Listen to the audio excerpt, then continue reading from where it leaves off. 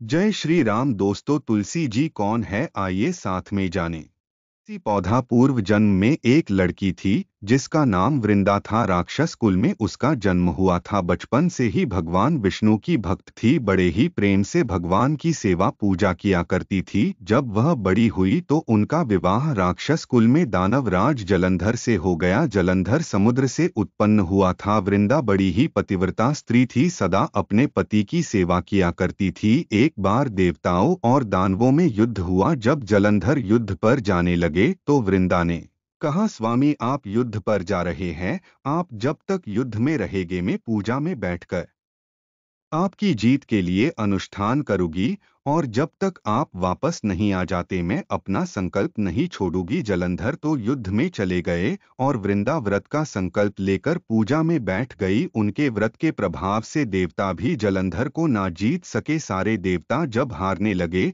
तो विष्णु जी के पास गए। सबने भगवान से प्रार्थना की तो भगवान कहने लगे कि वृंदा मेरी परम भक्त है, मैं उसके साथ छल नहीं कर सकता। फिर देवता बोले, भगवान दूसरा कोई उपाय भी तो नहीं है, अब आप ही हमारी मदद कर सकते हैं।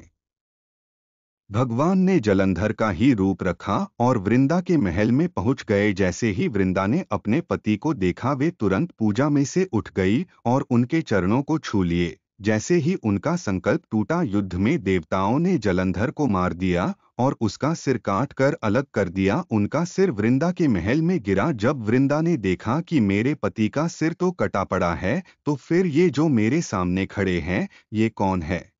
ने पूछा, आप कौन हो जिसका स्पर्श मैंने किया? तब भगवान अपने रूप में आ गए पर वे कुछ ना बोल सके। वृंदा सारी बात समझ गई। उन्होंने भगवान को श्राप दे दिया, आप पत्थर के हो जाओ, और भगवान तुरंत पत्थर के हो गए।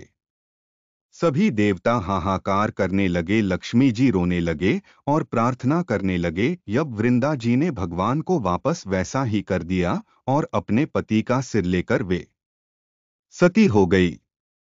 उनकी राख से एक पौधा निकला। तब भगवान विष्णु जी ने कहा, आज से इनका नाम तुलसी है और मेरा एक रूप इस पत्थर के रूप में रहेगा, जिसे शालिग्राम के नाम से तुलसी जी के साथ ही पूजा जाएगा, और मैं बिना तुलसी जी के भोग स्वीकार नहीं करूंगा।